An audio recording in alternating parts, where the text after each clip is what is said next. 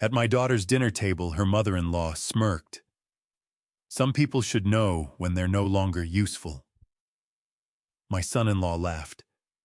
You're not the one providing anymore. I looked at my daughter, waiting for her to defend me, but she stayed silent. After years of paying their bills and saving their business, I finally saw the truth. I calmly placed my glass down and said one sentence that changed the entire room. I am grateful you chose to spend this time with Dad Family Revenge. Before we continue, tell me in the comments, where in the world are you watching from? Your city, your country? I want to know. This story includes some fictional elements added for depth and clarity. Names and settings are not drawn from reality, but everything this father learned you can take with you. The drive from Sacramento to Los Angeles takes 6 hours if the traffic gods are kind. They were not kind that Friday. I sat behind the wheel for nearly 8 hours, watching the Central Valley flatten out into pale winter fields, my hands steady on the steering wheel, a small wrapped box sitting on the passenger seat. A cutting board I'd made myself, sanded, smooth, oiled twice. Emily had always loved the things I built with my hands. I should have paid attention to that feeling in my chest when I pulled into her driveway. Not quite dread. Something quieter. Like the way old wood sounds just before it splits. The house on Mariposa Avenue was warm and bright when I walked in. Emily met me at the door, wearing a cream blouse I didn't recognize, her dark hair pinned back the way Margaret used to wear hers. My chest tightened the way it always did when Emily reminded me of her mother. She hugged me quickly, the kind of hug that checks a box rather than means something, and took my coat without looking at the gift in my hands. Jason was already at the table, pouring wine with the easy confidence of a man who considered himself the most important person in any room he entered. He was 39 years old, broad-shouldered, with a smile that showed too many teeth. He sold real estate in West Hollywood and spoke about money the way some men speak about religion, with complete certainty and very little humility. Richard. He extended his hand across the table. Good to see you made the drive. Wouldn't miss it, I said. Linda Carter was seated at the head of the table. Jason's mother. 64 years old, silver hair cut precisely at the jaw. A silk blouse the color of cold water. She had worked as a paralegal for 2 decades at a civil law firm in downtown Los Angeles, and she carried herself like a woman who had spent 20 years deciding which people in a room were worth her attention. She looked at me the way you look at furniture that has outlived its purpose. Richard, she said, offering a smile that stopped well below her eyes. We were just talking about the new development on Sunset. Jason's firm is involved. Sounds exciting, I said and sat down. For the first 30 minutes, the conversation moved around me like water around a stone. Jason talked about square footage and interest rates. Linda talked about a charity board she'd recently joined. Emily laughed at the right moments and refilled glasses she hadn't emptied. I ate the rosemary chicken and told myself the tightness in my chest was just the long drive. Then Linda set down her fork with a small, deliberate sound. Some people, Linda said, setting her fork down with a small, deliberate sound, should know when they're no longer useful. She tilted her head slightly in my direction, her smile stopping well below her eyes. Don't you think, Richard? I looked at her. My jaw tightened, but I kept my voice level. I think contribution takes a lot of different forms, Linda. Jason laughed. It was a short sound, dismissive, like he was brushing crumbs off a tablecloth. You're not the one providing anymore, Richard. Let's be honest about that. My hand tightened around my fork. I breathed through it. Then Emily set down her glass. She looked across the table at me, and something in her eyes had gone hard and distant in a way that made my heart clench like a fist. Dad, she said, her voice calm and deliberate. Do you even know what it feels like to be useless? The words hit me like a board across the sternum. My eyes burned. 67 years old, and my daughter's voice could still do that to me. I felt something crack open in the center of my chest, something I had been holding together with patience and love and the quiet belief that family meant something permanent. I set my napkin down on the table.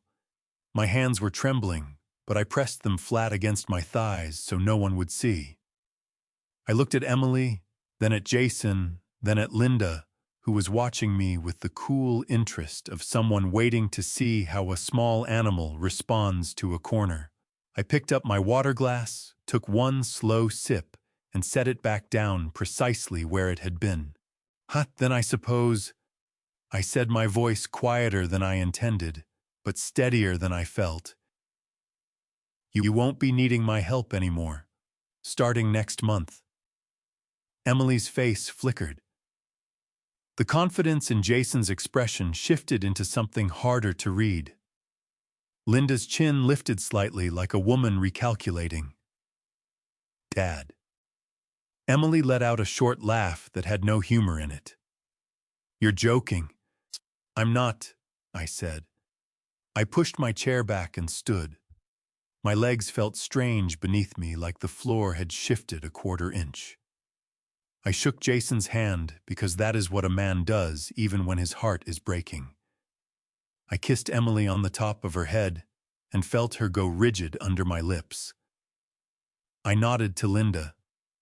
Then I walked out to my car, sat behind the wheel, and stared at the gift-wrapped cutting board still sitting on the passenger seat.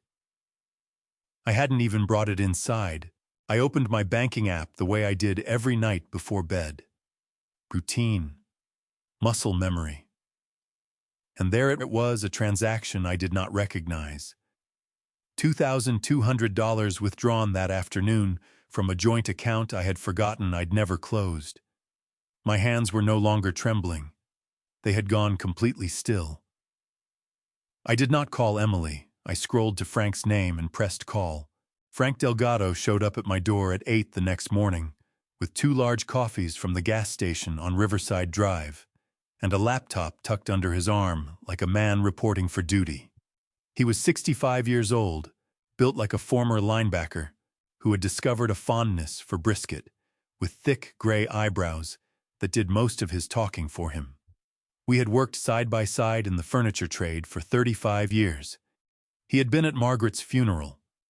He had sat with me on my porch every Sunday for the 4 months after she died, not saying much, just being there. That was Frank. He didn't perform friendship. He just showed up. You look terrible, he said, stepping inside without waiting to be invited. I slept 2 hours, I said. I can tell. He set the coffees on the kitchen table and opened the laptop. Show me everything. Every account, every statement 12 months back. Don't summarize. Show me the actual numbers. I had been up since 4 in the morning pulling it together. 35 years of working with precise measurements had given me habits I couldn't shake. I didn't throw away financial records. I kept paper statements in accordion folders organized by year, and I had digital backups on a thumb drive I updated every quarter. Margaret used to tease me about it. She called it my paper museum. I spread everything across the kitchen table. Frank pulled his reading glasses from his shirt pocket, settled them on his nose, and began entering figures into a spreadsheet with the focused silence of a man diffusing something. I drank my coffee and watched him work. 40 minutes passed. The morning light came through the kitchen window and moved slowly across the table the way it does in winter, pale and unhurried. My stomach was tight the way it gets before you open a piece of equipment you know is broken and have to confirm exactly how bad it is. Okay, Frank said, finally leaning back in his chair. His eyebrows had pulled together into one long gray line. Rick, someone has been moving money with a plan. Explain it to me, I said. My voice came out rougher than I intended. Frank turned the laptop so I could see the screen. He had color-coded the transactions green for normal yellow, for irregular red, for the ones that had made his eyebrows do what they were currently doing. There was a lot of red, 17 transactions over 10 months, he said, tapping the screen with one thick finger. Look at the amounts. 400 here, 800 there, 1,200, 2,200. Never the same number twice, never more than 3,000 in a single transaction. He looked at me over his glasses. You know why someone keeps transactions under $3,000? My chest felt like something was pressing on it from the inside. Tell me. Because banks are required by federal law to report cash transactions over $10,000 to the IRS. But smart people who don't want attention know that anything consistently under 3,000 flies under most internal fraud detection systems. It's called structuring RIC. Breaking up larger amounts into smaller ones on purpose to avoid triggering bank alerts. Frank's voice had gone flat and serious in a way I hadn't heard since the year his son got into trouble with a contractor who turned out to be crooked. This isn't Emily forgetting to tell you she borrowed money. Someone who understands banking mechanics did this. My coffee mug was warm in my hands, but I couldn't feel it anymore. I thought about Linda Carter sitting at the head of that table last night, 20 years as a paralegal, that smile that never reached her eyes. There's more, Frank said. He scrolled down the spreadsheet. Most of the money goes into Emily's home design accounts, which you knew about. You've been funding the shop. But there's a second stream. He highlighted a column of figures in red. Smaller, more consistent, different destination. I traced the receiving account as far as I could. It's an LLC. My jaw tightened. What LLC? Frank typed a name into the California Secretary of State Business Search database and turned the laptop back toward me. 3 words on the screen. JC Property Holdings. Registered in Nevada, Frank said. Nevada LLCs don't require public disclosure of ownership. Whoever set this up chose Nevada specifically, so the owner's name wouldn't appear in any public record. He paused.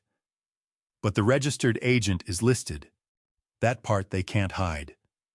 He pointed to the name on the screen, Jason Carter. The kitchen felt smaller than it had a moment before. I set my coffee mug down very carefully because my hands had started to shake, and I did not want to spill anything. My throat was tight. My eyes were burning in the way they had burned last night when Emily asked me if I knew what it felt like to be useless, and I had to press the back of my hand against my mouth for a moment to hold everything in place. 67 years old. I had built furniture for hospitals, hotels, private homes across 3 states. I had raised a daughter on my own after Margaret got sick. I had never once taken something that didn't belong to me. How much? I asked. My voice came out barely above a whisper. Frank pulled off his reading glasses and set them on the table. He looked at me straight. $43,000. Moved over 14 months. The number landed in my chest like a stone dropped into still water. $43,000. Quietly, methodically. While Emily called me every few weeks to say things were tight, and she didn't know what she'd do without me. I stood up from the table and walked to the window. Outside, the oak tree in my backyard stood bare and still in the winter morning, its branches dark against a white sky. I had planted that tree the year Emily was born. I had watched it grow for 34 years. We need a lawyer, I said without turning around. Someone who knows California business law and elder financial abuse statutes. I turned back to Frank. Someone Jason Carter is not going to enjoy sitting across from. Frank picked up his reading glasses, folded them, and put them back in his pocket. Then he reached for his phone. Margaret's attorney had a colleague, he said. Patricia Owens, downtown LA, 28 years. Word is she once made a Fortune 500 CFO cry on the stand. He looked up at me. I'll call her now. Do it, I said. Frank was still on the phone when I walked back to the table and sat down. I stared at the spreadsheet on his laptop screen. The red columns, the neat little numbers that added up to $43,000 and 14 months of a plan I had known nothing about. I pressed 2 fingers against the center of my chest because there was a pain there that wasn't physical, or maybe it was, I couldn't tell anymore. It felt like the time I took a mallet to the thumb in the workshop, that first white second before the pain arrives, and your body hasn't decided yet how bad it's going to be. That was where I was sitting, in that white second. Frank hung up and set his phone on the table. She can see us Monday morning, 8:30. Her office is on 6th Street in downtown LA. Good, I said. Frank pulled his chair around so he was sitting beside me instead of across from me. It was a small thing. It was the kind of thing Frank did without thinking, and it meant more than I could say out loud. Rick. His voice was careful in the way it gets when he's about to say something he knows will land hard. I need to walk you through what I think is actually happening here. Not just the money, the whole picture. Walk me through it, I said. Frank laced his fingers together on the table. Jason didn't open a Nevada LLC and start structuring transactions because he needed pocket money. That's not a spontaneous decision. That's infrastructure. You build infrastructure when you're planning something that takes time. He looked at me steadily. The message preview you saw on Emily's phone last night. He mentioned moving before someone found a lawyer. That word before. That tells you there's the timeline. There's a next step they haven't taken yet. My stomach dropped. The house, I said. Frank nodded slowly. Your house. Your savings. Everything you have left. My guess is they were going to move on that next. Get Emily to convince you to sell, move you into their place where they control the environment, and gradually take over your finances under the cover of helping you manage things in your old age. He paused. In California, that has a specific legal name, elder financial abuse, under the Welfare and Institutions Code, Section 1561030. It means the wrongful taking of an elder's property through undue influence, fraud, or manipulation. It's not a civil matter, Rick.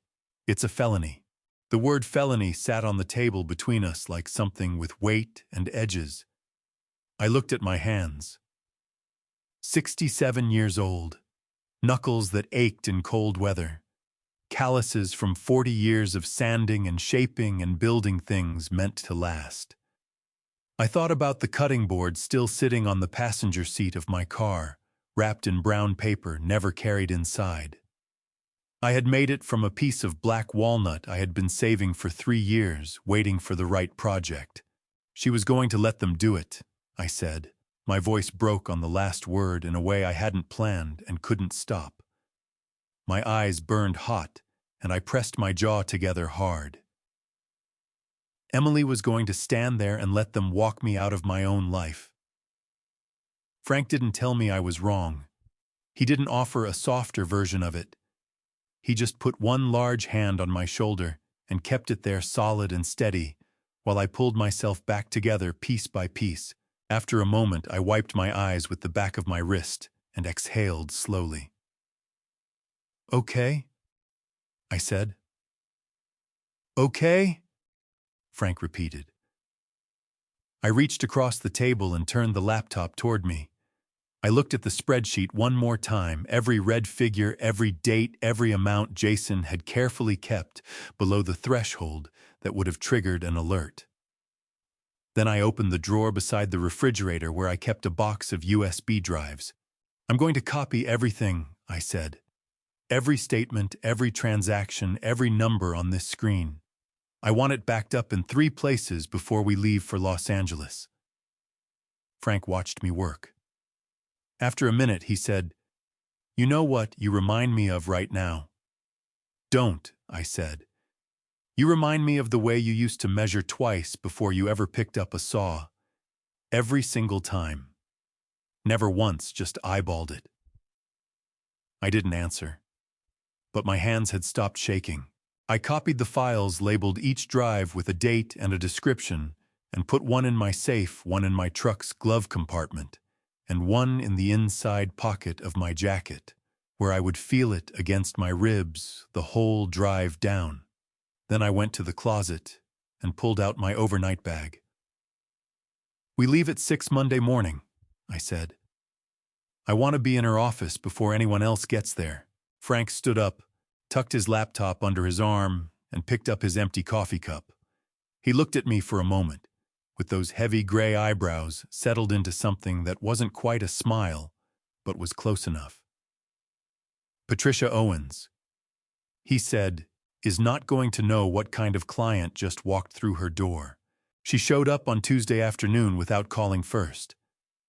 I was in the backyard when I heard the knock sanding the edge of a small oak side table I had started 3 weeks ago, and kept returning to the way you return to something unfinished that won't leave you alone.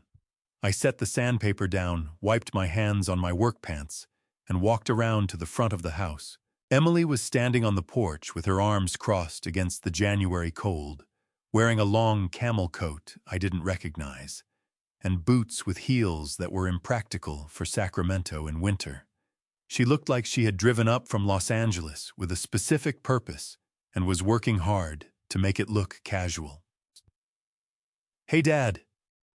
She smiled, but the smile arrived a half-second late, the way smiles do when they're constructed rather than felt. "I was in the area. I thought I'd stop by and grab a few of Mom's things I left here last spring." I held the door open. "Come in," I said. "I'll put coffee on." She moved through the house the way she always had, quick and certain, like someone who grew up knowing exactly where everything was. She went to the hall closet first, then to the small bedroom I still called the guest room, even though it had been her room for 18 years. I stayed in the kitchen, filling the coffee maker, listening to the soft sounds of her opening and closing boxes. My chest ached watching her move through Margaret's house, looking for Margaret's things. There was grief in it that had nothing to do with Jason or money or Nevada LLCs. She was still my daughter. She was still the 6-year-old who used to fall asleep in the workshop while I worked, curled up on a moving blanket with sawdust in her hair. That hadn't changed. What had changed was what I now knew about the people she had chosen to listen to. She came back to the kitchen carrying a small cardboard box and set it on the counter. Then she put her phone down beside it to free her hands. The screen was face up. A message notification appeared while she was reaching into a cabinet for a mug. I wasn't trying to read it. It was right there, lit up 6 inches from my hand. The sender was Jason. The preview text read, "Did you talk to him yet? We need to move before she finds the lawyer." My whole body went very still. I turned to the coffee maker and poured 2 cups with hands that felt like they belonged to someone else, and I set hers on the counter beside her phone without letting my face do anything at all. "Thanks, Dad." She picked up the mug with both hands the way she had since she was a teenager and blew across the top. "How are you doing after the other night, I mean?" "I'm fine," I said. "How's the shop?" "Busy. We've got 3 weddings booked through March." She glanced at her phone, saw the notification, and turned it face down in a movement so practiced it was almost invisible. Almost. "Jason's been handling a lot of the administrative side so I can focus on design. It's working out well." I nodded and drank my coffee, and thought about what it meant that Jason was handling the administrative side. I thought about 14 months of transactions under $3,000. I thought about a Nevada LLC with no public ownership record. I thought about the word before in that text message sitting there like a splinter under my skin. Jason was handling the administrative side. Of course he was. Emily stayed 20 minutes. She talked about a new supplier in Portland, about a client in Bel Air who wanted a custom installation for a birthday party in February, about the weather in LA versus the weather in Sacramento. She was warm and familiar, and she laughed twice at things. I said real laughs that reached her eyes, and that was almost worse than if she had been cold. Because it reminded me that she was still in there somewhere, the girl I raised underneath whatever version of herself she had become in that house on Mariposa Avenue. At the door, she hugged me, and this time the hug lasted longer than the one at dinner. She pressed her face briefly against my shoulder, the way she used to when she was small, and something had frightened her. "I love you, Dad," she said into my jacket. My throat tightened so hard I had to swallow twice before I could speak. "I love you too, Em." She picked up her box and walked to her car. I stood in the doorway and watched her drive away until her taillights disappeared around the corner of the street. Then I walked back inside to the kitchen counter where she had set her coffee mug. I stood there for a moment with my hand pressed flat against the counter, breathing. I looked at the shelf in the living room, where I kept the iPad she had used 18 months ago when she visited for Thanksgiving. She had logged into her iMessage account to show me photos from a shoot she had done for a client in Malibu. We had sat together on the couch, looking at pictures of a house full of furniture she had designed, and she had been so proud, and I had been so proud of her. And neither of us had thought anything about the fact that she never logged out before she left. I walked to the shelf. I picked up the iPad. I stood there holding it for a long moment, my thumb resting on the power button, my heart hammering against my ribs so hard I could feel it in my back teeth. Then I called Frank. "Come over," I said. "Tonight. And bring your reading glasses." Frank arrived at 7:15 with a bag of takeout from the Thai place on Fulton Avenue and an expression that said he already knew this wasn't going to be a pleasant evening. He set the food on the counter without comment, pulled out his reading glasses, and looked at the iPad sitting on the kitchen table like it was a piece of evidence at a crime scene, which, as it turned out, it was. "You haven't opened it yet," he said. It wasn't a question. "I wanted you here first," I said. Frank sat down, unfolded his glasses, and settled them on his nose. "All right," he said. "Let's see what we're dealing with." I sat beside him and pressed the power button. The screen came to life immediately. Emily's iMessage account had never disconnected. 18 months of conversations sitting right there on my kitchen table in my house on my device. I want to be clear about something. I am not a man who reads other people's private messages. I was raised to believe that what passes between two people in confidence stays there. I had never once in my life gone through Margaret's phone, or Emily's, or anyone else's. But Emily had logged into my iPad and walked out of my life with a plan that involved selling my home and putting me in a back room while her husband moved my money into a Nevada shell company. So I looked. Frank scrolled slowly through the thread between Emily and Jason. Then he found the thread between Jason and Linda and stopped scrolling entirely. The first message that made my stomach drop was from Jason, dated 6 weeks earlier. "The old man is still paying the mortgage. He doesn't even ask questions anymore. That's how we know it's working." Frank's jaw tightened. He kept scrolling. Linda's reply came 4 minutes later. "Good. Keep Emily close to him. She's the only lever that works with someone like Richard. He'd do anything for her. We just have to make sure she keeps asking." I felt the blood drain from my face.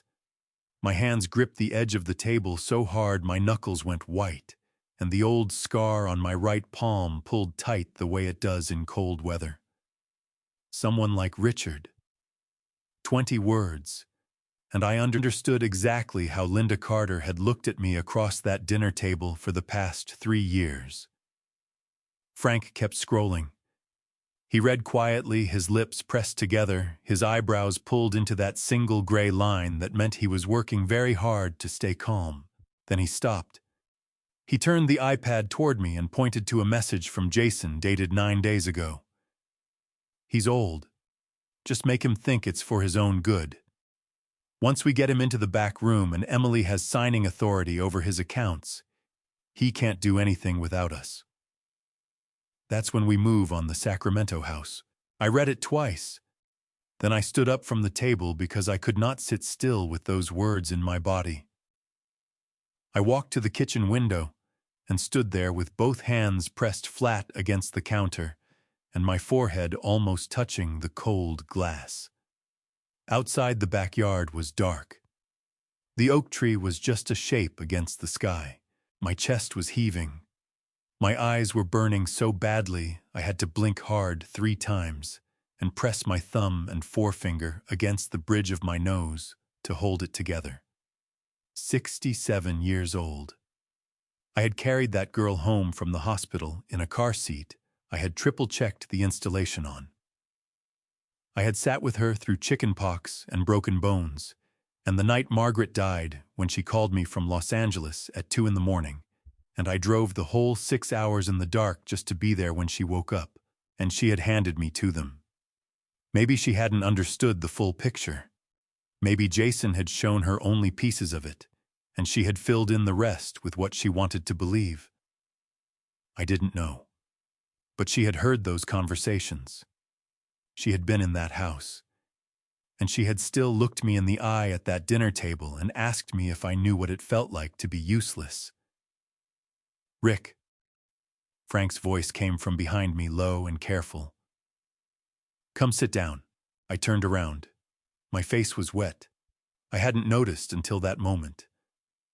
I wiped my eyes with the heel of my hand and walked back to the table and sat down. Frank waited until I was settled. Then he leaned forward with his elbows on the table and looked at me straight. "What Jason describes in those messages has a specific legal name in California," he said. "Welfare and Institutions Code, Section 15610. 30 sounds. Elder financial abuse. It covers the wrongful taking of property from a person 65 or older through undue influence, fraud, or manipulation. It also covers placing an elder in a situation where another person gains control over their finances without proper legal authority." He held my gaze. "This is not a civil matter. This is a felony. Jason Carter has put in writing exactly what he intended to do to you."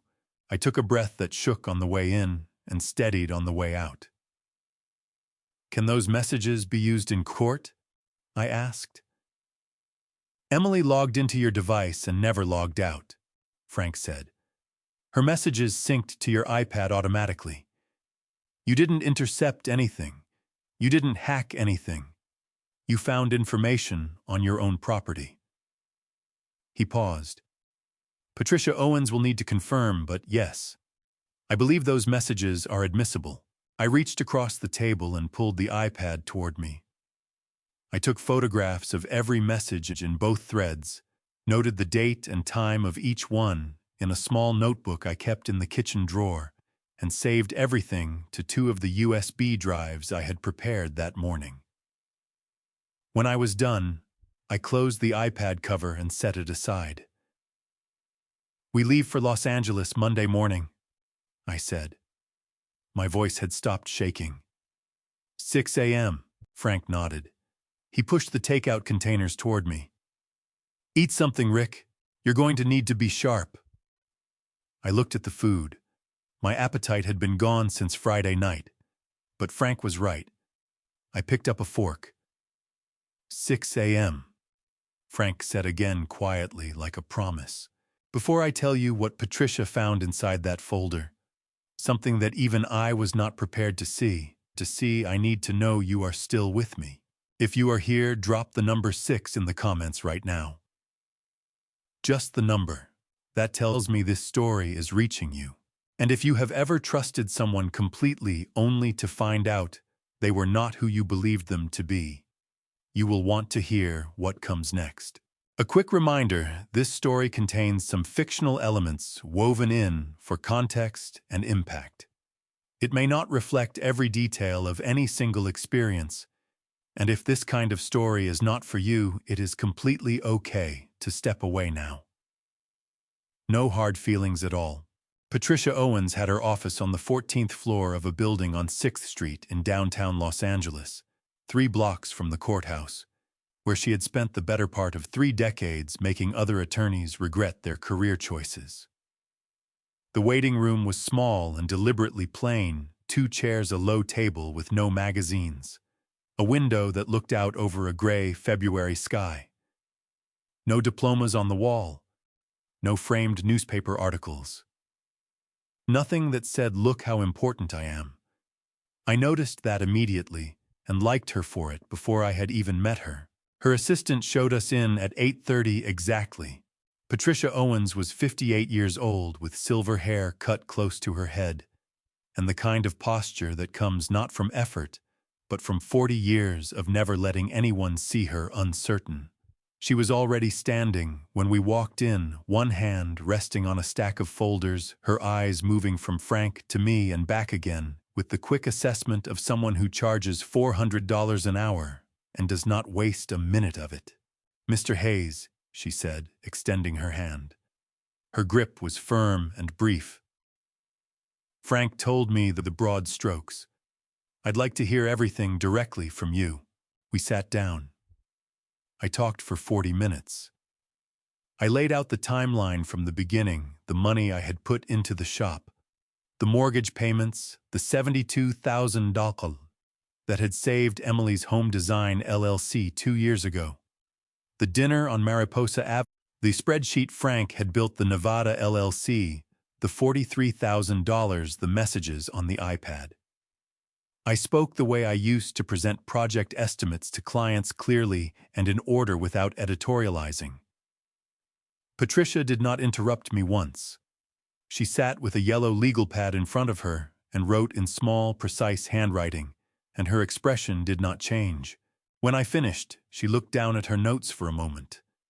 Then she picked up the folder I had brought and began going through it page by page.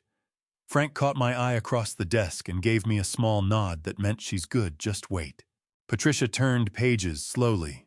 Bank statements, the original contract, the 2022 amendment adding the $72,000 and raising my ownership stake to 55%, signed by both Emily and me, notarized by a public notary in Los Angeles County, completely airtight.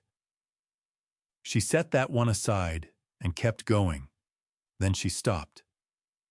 She lifted a single page from the folder and held it up slightly, not dramatically, just the way you hold something when you need better light to read it clearly. "Mr. Hayes," she said, and her voice had shifted into something very careful and very precise. "Have you ever seen this document before?" She turned the page toward me. It was a contract amendment, dated March 15, 2022. It bore the name of Emily's Home Design LLC at the top, the address of the Silver Lake shop, all the standard language, and at the bottom, beside Emily's signature, was a second signature. Mine. Except it was not mine. I had never seen that page in my life. My stomach dropped so fast I actually reached for the edge of the desk with one hand to steady myself. My vision went slightly strange at the edges, the way it does when your body receives information your mind is not ready to process. The signature looked like mine. The loops were right. The slant was right, the way the H connected to the A in Hayes was right. But I had not written it. I knew with absolute certainty that I had never written it. "No," I said. My voice came out barely above a whisper. "I have never seen that document in my life." Patricia set the page down on the desk between us with the deliberate care of someone handling something that has just become very important. This amendment reduces your ownership stake in Emily's Home Design LLC from 55% to 10%. It is dated 18 months ago. She folded her hands on the desk. 3 months before this document was created, a loan officer at First Pacific Bank in Los Angeles flagged your 55% stake as a complication during a business expansion loan application submitted by Jason Carter. The bank's internal notes indicate the application stalled specifically because of the ownership structure. Frank made a sound beside me that was not quite a word. So he needed the problem to go away, I said. My jaw was so tight it ached. On paper, Patricia said. Under California Penal Code Section 470, the forgery of a legal document, specifically a contract or instrument, is a felony. Depending on how the district attorney charges it, Jason Carter could face 16 months, 2 years, or 3 years in California State Prison. She paused. But we need to prove it first, which means we need a forensic document examiner. She was already reaching for her phone before she finished the sentence. She dialed a number from memory, which told me she had called it before, and when the other end picked up, she said simply, "Kenneth, it's Patricia. I need you Thursday morning. I'm sending over a document tonight." "Yes. Thank you." She hung up and looked at me. "Dr. Kenneth Walsh? 25 years examining questioned documents for California courts. If that signature is forged, and I believe it is, he will prove it beyond any standard of reasonable doubt." I sat back in my chair. My chest was heaving slowly. The pain behind my sternum had sharpened into something bright and specific, the kind that comes when a thing you suspected turns out to be worse than you imagined. Frank leaned forward in his chair, his big hands wrapped around his knees, his voice rough. "Patricia, what does this mean for Richard right now, today?" Patricia looked at me steadily. "It means that Jason Carter walked into a bank 18 months ago with a forged document bearing your name, intending to use it to strip you of a 55% business interest, worth considerably more than the money you invested." She picked up her pen. "It also means that when he brings that document to court, which he will believing you have never seen it, he will be handing us the case." She wrote something on her legal pad, tore off the page, and slid it across the desk to me. It read, "Do not contact Emily or Jason. Do not discuss this with anyone outside this room. Let them think you don't know." I read it. I folded it in half and put it in my jacket pocket. "What's our next move?" I asked. Patricia's expression didn't change, but something behind her eyes went sharp and focused in a way that made me very glad she was on my side. "We wait for Dr. Walsh," she said. "And then we file." Dr. Kenneth Walsh's laboratory was on the 3rd floor of a building in Culver City that smelled of toner and cold air and something faintly chemical that I couldn't identify and didn't try to. The hallway leading to his office was lined with framed certificates that I did read because, unlike Patricia's bare walls, these were not decorative. They were a record. 25 years of court appointments, certifications from the American Board of Forensic Document Examiners, letters of commendation from the Los Angeles County District Attorney's Office, the FBI, the California Department of Justice. By the time I reached his door, I understood that Dr. Kenneth Walsh was a man whose opinion carried the specific weight of someone who had been proven right in a courtroom more times than most people had hot meals. He was 61 years old, lean with close-cropped white hair and the unhurried movements of a man who had learned that precision and speed were opposites. He shook my hand, nodded at Frank and Patricia, and went directly to his examination table without small talk. I respected that immediately. The forged amendment was already there, sealed in a clear evidence sleeve. Beside it, Patricia had arranged 11 original documents bearing my genuine signature. The original LLC formation, contract, bank transfer authorizations, notarized amendments, correspondence with Emily's suppliers that I had co-signed during the early months of the business. 11 different samples spanning 3 years of my actual handwriting. Dr. Walsh put on magnifying glasses that made his eyes look very large and very focused, pulled a high-intensity lamp over the document, and began to work. He did not speak for the first 20 minutes. I sat in the chair against the wall and watched him. My hands were pressed flat on my thighs. Every time my mind tried to drift toward Emily, toward the dinner table, toward the image of her looking at me and asking if I knew what it felt like to be useless, I pulled it back. I focused on Walsh's hands instead.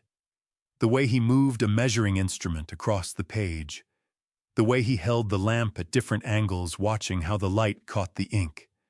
It reminded me of the way I used to examine wood grain before cutting, looking for inconsistencies, for places where the fiber had been stressed or the growth had gone wrong. Frank sat beside me with his arms crossed and his jaw set. Every few minutes he exhaled through his nose a slow, controlled sound that told me he was managing himself the same way I was. Patricia stood near the window, perfectly still, reading something on her phone. After 20 minutes, Dr. Walsh set down his instrument and picked up a different one. After 30 minutes, he moved to a second workstation, where a computer screen displayed magnified images of individual letter strokes side by side. He typed notes without looking at the keyboard. At the 40-minute mark, he straightened up, removed his magnifying glasses, and turned to face us. "Oh, so the signature on the amendment document is not genuine," he said. His voice was completely flat, the voice of a man delivering a measurement, not an opinion. "I can demonstrate this across 4 independent criteria." Patricia looked up from her phone. Frank uncrossed his arms. "And Breeston," Walsh said, moving to the computer screen and pointing to 2 magnified images side by side. "Pressure distribution.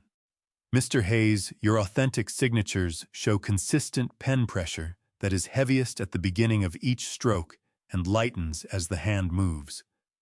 The signature on the amendment shows the opposite pattern, heavier at the end of strokes. This is characteristic of someone copying a signature they are looking at rather than producing one from muscle memory." My throat tightened. I had signed my name approximately 40,000 times in my life. I had never once thought about how I did it. Second, Walsh continued, the connecting stroke between the H and the A in Hayes. In all 11 authentic samples, this connection is made in a single fluid movement without pen lift. In the forged document, there is a microscopic gap indicating the pen was lifted and repositioned, visible only under magnification, but consistent across 3 separate examinations. Frank made a sound low in his chest, like a man who has just confirmed something he already knew was true.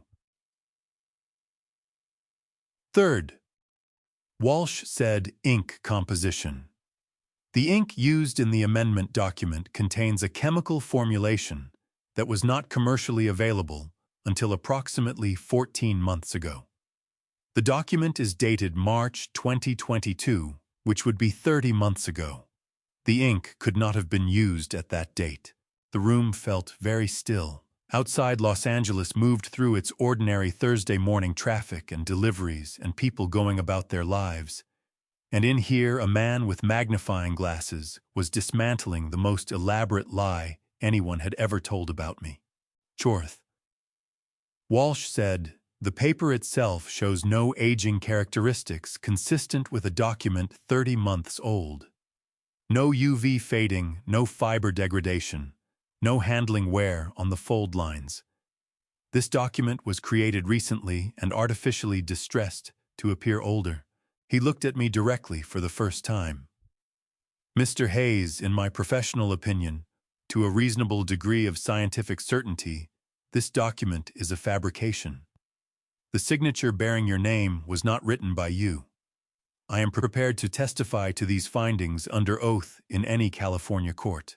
I pressed my fist against my mouth for a moment. My eyes were burning, and I was not going to cry in Dr. Kenneth Walsh's laboratory. So I breathed through it, 4 counts in 4 counts. Out the way Margaret had taught me when the business was struggling in the early years, and I didn't know how we were going to make payroll. Patricia was already typing on her phone. I'm filing the lease pendants and the preliminary injunction this afternoon, she said without looking up. The lis pendens places the business interest in legal dispute. The preliminary injunction freezes all LLC assets, accounts, and property transfers, pending the outcome of litigation. Jason Carter will not be able to sell, refinance, transfer, or liquidate anything connected to Emily's Home Design LLC as of close of business today. She looked up at me. He's going to find out this afternoon, and when he does, he's going to panic. She said it the way you say the weather forecast, certain, unemotional, already planned for. My phone buzzed in my pocket 20 minutes later as Frank drove us back toward Patricia's office. It was Emily. "Dad, can you come over next weekend? I think we should talk. Just the 2 of us." "I miss you," I read the message. Then I looked out the window at the Los Angeles skyline moving past and thought about what Patricia had written on that yellow notepad 3 days ago. "Let them think you don't know." I put the phone back in my pocket without answering. I parked 2 houses down from Emily's place on Mariposa Avenue and sat in the car for 4 minutes before going in. Not because I was afraid, because I needed to be completely certain that when I walked through that door, nothing on my face would give away a single thing I knew. Patricia had been clear about that on the phone Friday morning when I told her Emily had texted. "Go," she said. "See exactly what they're offering." But Richard listened to me carefully. "Do not react to anything you see in there. Not surprise, not anger, not hurt. You are a man who knows nothing and suspects nothing. Can you do that?" I told her I could. I wasn't entirely sure I was right. The house looked the same as it always had from the outside. Bougainvillea climbing the left side of the porch, the welcome mat Emily had bought at a market in Silver Lake, the potted olive tree by the front door that I had helped her carry up the steps 2 Christmases ago. Normal, familiar. The architecture of a life I had helped build and was apparently no longer welcome inside. I got out of the car, straightened my jacket, and rang the bell. Emily answered the door, and her smile arrived right on time, warm and wide. And if I hadn't spent the past 2 weeks learning exactly what lived underneath it, I might have believed it completely.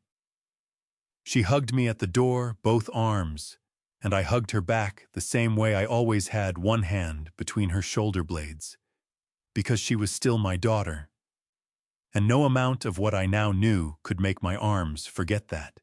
"Come in, Dad. I made coffee." I stepped inside and saw them immediately. Jason was standing near the dining table, his hands in his pockets, wearing a collared shirt in the studied casual way of a man who has dressed for a negotiation and wants it to look like a Saturday. Beside him sat a man I didn't recognize, late 40s, gray suit, a leather portfolio open on the table in front of him. Jason's attorney. He introduced himself with a name I didn't retain because I was too busy reading the room. Linda was in the armchair by the window. She had a cup of tea. She looked at me the way she always looked at me, like I was a problem that had persisted longer than expected. "Richard." Jason extended his hand. "Thanks for making the drive. We just want to talk." "Of course," I said. I shook his hand. My palm was dry. I was proud of that. We sat down at the dining table. Emily poured coffee and set a cup in front of me, and I wrapped both hands around it and felt the warmth move into my fingers and stayed very focused on that warmth while Jason's attorney opened his portfolio and removed a document and slid it across the table toward me. "We've prepared something straightforward the attorney said. His voice was the practiced smooth of a man who spent his days making unfair things sound reasonable. A deed of release.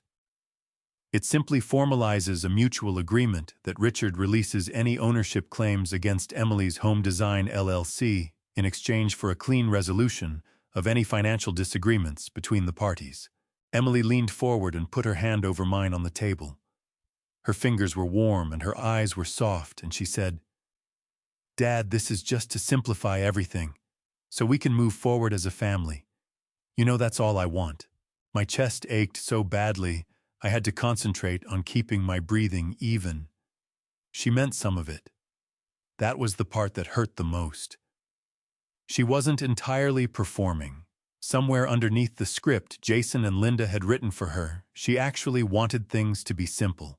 She just wanted them to be simple in a way that cost me everything and cost her nothing. Linda said from her chair, "Richard, this is the sensible path. For everyone." I picked up the document. I read every line of it, all 4 pages. The attorney watched me with professional patience. Jason's jaw tightened slightly when I turned to page 3, and I noted that, without looking up, Patricia had warned me about page 3. The language there, buried in a subordinate clause about resolution of all related claims, meant that by signing, I would permanently surrender my right to challenge any document connected to the LLC, including the forged amendment, including the $43,000. It was a clean sweep disguised as an olive branch. I read to the end. Then I took out my phone and photographed every page slowly and deliberately, right there in front of all of them. The attorney's professional patience slipped for just a moment. Jason's eyes went to Linda. Linda's expression didn't move. I set the document back on the table. "I'll have my attorney contact yours," I said. I stood up. I shook the attorney's hand. I hugged Emily, who had gone rigid in a way that told me she had expected a different outcome. I nodded at Jason. I nodded at Linda. Then I walked out, got in my car, and called Patricia before I had even started the engine. My hands were shaking now finally, because there was no one left to hold it together for. "They showed their hand," I said. "Good," Patricia said. "I'm filing the civil suit Monday morning." Patricia's office felt different on Monday morning. Or maybe I was different. I sat across from her desk with Frank beside me and watched her sign the civil complaint with the same unhurried precision she brought to everything, and I thought about how strange it was that the most important documents of my life always seemed to get signed at a table I wasn't expecting. "Breach of fiduciary duty," she said, sliding a copy across to me. "Fraudulent misrepresentation. Recovery of 55% membership interest in Emily's Home Design LLC. Disgorgement of the $43,000 moved through JC Property Holdings." She looked up. "We are also including a claim for attorney's fees under California Civil Code Section 1717, which applies when a contract contains a fee provision. Your original LLC agreement does." I looked at the pages in my hands. My name was on them. Richard Hayes, plaintiff. It felt strange and right at the same time, the way a brace feels when you've been walking on a bad ankle too long. Uncomfortable. Necessary. "When does Jason find out?" Frank asked. "His attorney of record receives service today," Patricia said. "Certified mail and electronic service simultaneously. He'll know by noon." I nodded and folded my copy of the complaint and put it in my jacket pocket next to the place where Patricia's notepad message had lived for the past week. The pocket was getting crowded with important pieces of paper. I thought Margaret would have found that funny. Frank drove me back to the hotel on Figueroa Street, where we had checked in the night before, and I spent the afternoon sitting at the small desk by the window, working through the backlog of emails I had ignored for 2 weeks. Normal things. A former client asking about a custom bookcase, a neighborhood association newsletter, a bill from the Sacramento utility company. The ordinary machinery of a life that had kept running while everything else fell apart. At 6:15 that evening, my phone rang. Emily, I answered on the second ring. Dad. Her voice had changed. The warmth that had been so carefully arranged on Saturday was gone, and what replaced it was something harder and more honest.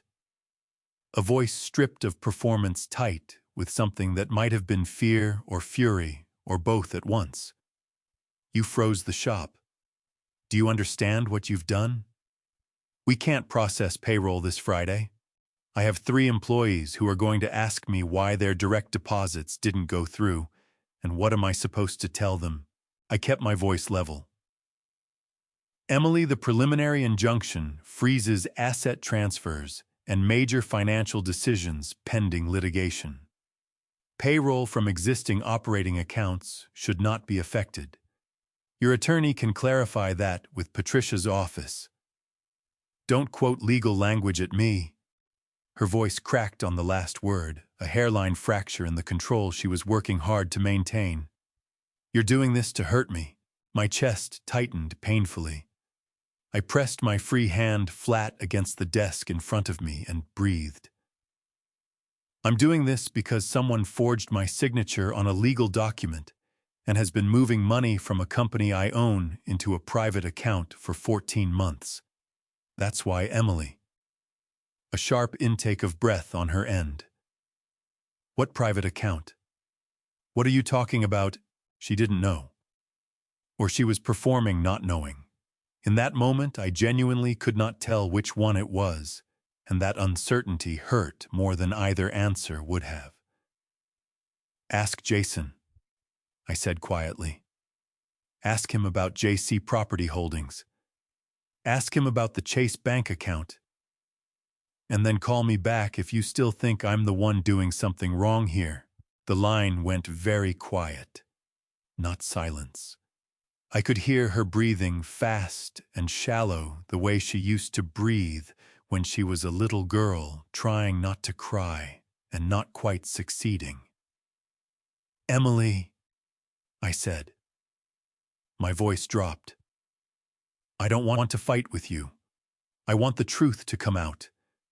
Whatever happens after that, we figure out together. But I cannot let them keep doing what they've been doing. I am not able to do that. She hung up without answering. I set the phone down on the desk and sat there with both hands pressed against my eyes, my elbows on the desk, my shoulders carrying something I couldn't name. Not anger. Something heavier. The grief of watching someone you love stand in the middle of a burning building and argue that the smoke smells fine. 20 minutes later, Patricia called. Jason just retained Marcus Webb, she said. Who is he? Criminal defense attorney, 20 years in LA courts. Not civil Richard, criminal. She let that sit for a moment. Innocent people involved in civil disputes do not hire criminal defense attorneys. Jason Carter knows exactly what he did. And he is scared. I looked out the hotel window at the Los Angeles skyline going orange in the last of the February light. What do we do? I asked. We let him be scared, Patricia said. Scared people make mistakes. And I have a feeling Jason Carter is about to make a very large one. The email from Jason's attorney arrived on a Wednesday morning while I was back in Sacramento sitting at my kitchen table with a cup of coffee that had gone cold and a view of the oak tree in the backyard that hadn't changed in 34 years. I read it twice. Then I called Frank. They're claiming undue influence, I said. Frank was quiet for exactly 2 seconds. Of course they are. Undue influence is a legal theory that says a person in a position of power or trust used that position to pressure someone into signing a contract they wouldn't have signed otherwise. Jason's attorney was arguing that I, as Emily's father, had exploited her emotional dependence on me and her financial vulnerability in 2021 to coerce her into giving me a 55% ownership stake that no reasonable arm's-length negotiation would have produced. I read that paragraph 3 times. My jaw tightened so hard I could feel the pressure behind my ears. I had driven 6 hours to Los Angeles with a check in my pocket because my daughter called me crying and said the business she had built was going to collapse. I had sat at her kitchen table and handed over $85,000 of money I had earned over 35 years with my hands. And then 2 years later, I had driven down again and handed over $72,000 more, and somewhere in Jason Carter's version of those events that made me the predator. I forwarded the email to Patricia without comment. She called me back in 11 minutes. "How it won't hold," she said. "Undue influence requires evidence of coercion or manipulation at the time of signing. We have the original notarized contract, Emily's own text messages from that period expressing gratitude, and bank records showing the money flowed from you to the business, not the other way around. Their theory has no foundation." She paused. "But Richard, I need you to listen to me carefully right now. Something else is happening." I set down my coffee cup. "Tell me." "I ran a property and asset search on Emily's Home Design LLC this morning as part of our standard litigation monitoring. As of yesterday afternoon, Jason Carter has transferred the LLC's primary business assets, equipment inventory, and commercial lease rights out of the company and into a new entity registered under Linda Carter's name." Her voice was precise and flat in the way it got when she was controlling something. "He did this while our preliminary injunction is active. That is not a gray area, Richard. Under California Civil Code Section 3439, the Uniform Voidable Transactions Act, a transfer made with the intent to hinder, delay, or defraud a creditor or claimant during active litigation is a fraudulent transfer. It is a separate civil violation, and depending on intent, it can carry criminal implications. I stood up from the kitchen table and walked to the back door and pushed it open, and stood in the cold Sacramento morning air, because I needed something real against my skin. The oak tree stood there bare and patient in the February gray, the same tree that had been standing in this yard since before Emily could walk. "He transferred everything to Linda," I said. "To his mother." "Overnight," Patricia said. "He thought it would be faster than I could catch it." He was wrong by approximately 22 hours. Something moved through my chest that wasn't quite satisfaction and wasn't quite anger. It was the feeling I used to get in the workshop when a piece of wood I'd been fighting finally split clean along the grain, exactly where the tension had always been. Jason had spent months being careful, structured transactions, Nevada LLCs, forged documents with aged paper, every detail calculated. And then the moment real pressure arrived, he had panicked and made a move so obvious that Patricia had caught it before lunch. "What does this mean for us?" I asked. "It means I file an emergency motion today to void the transfer and extend the injunction to cover Linda Carter's new entity," Patricia said. "It means Jason Carter has now committed fraudulent transfer on top of forgery, on top of elder financial abuse conspiracy. He is not adding to his legal problems incrementally. He is doubling them." I heard the sound of her keyboard in the background. "It also means his criminal defense attorney Marcus Webb just had a very bad morning. Frank called me 10 minutes after I hung up with Patricia. I hadn't contacted him. Patricia had called him directly, which told me she had started treating Frank as part of the team rather than just a friend along for support, and I was grateful for that in a way I didn't have words for. "She got him," Frank said, and his voice had a roughness in it that I recognized.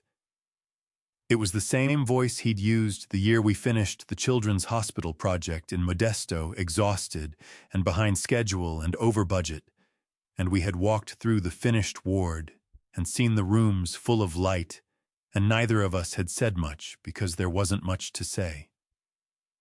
Rick, he transferred everything to his mother, and she caught it in one day. 22 hours, I said. 22 hours. Frank exhaled a long, slow sound. You know what that means.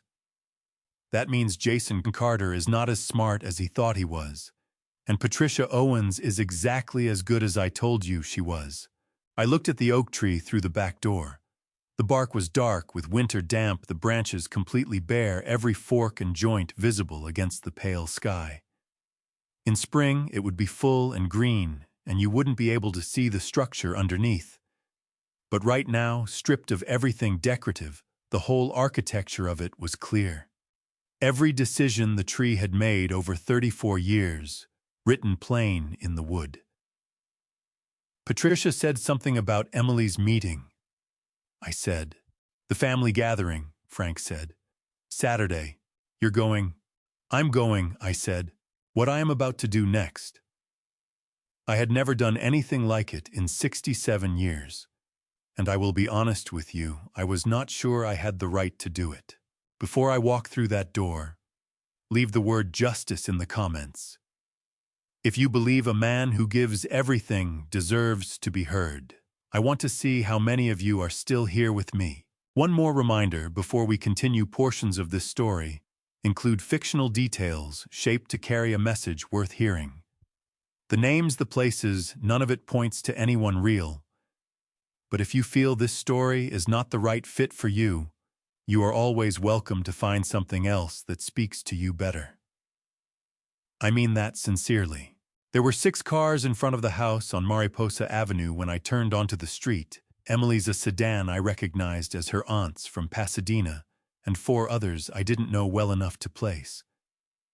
Emily had called the family. Not everyone. Just enough to have witnesses. I parked at the end of the block and sat for a moment with the USB drive in my hand. It was a small thing, smaller than my thumb, and it contained everything.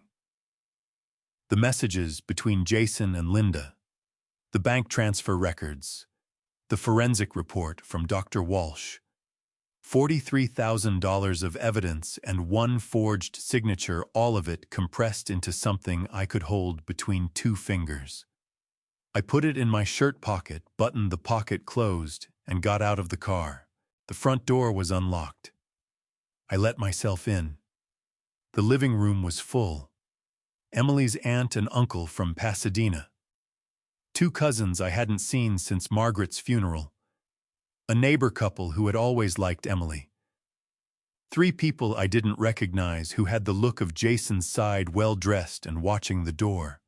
Linda was in the corner nearest the kitchen holding a glass of white wine and wearing the expression of a woman who has arranged the furniture in the room and is satisfied with the result.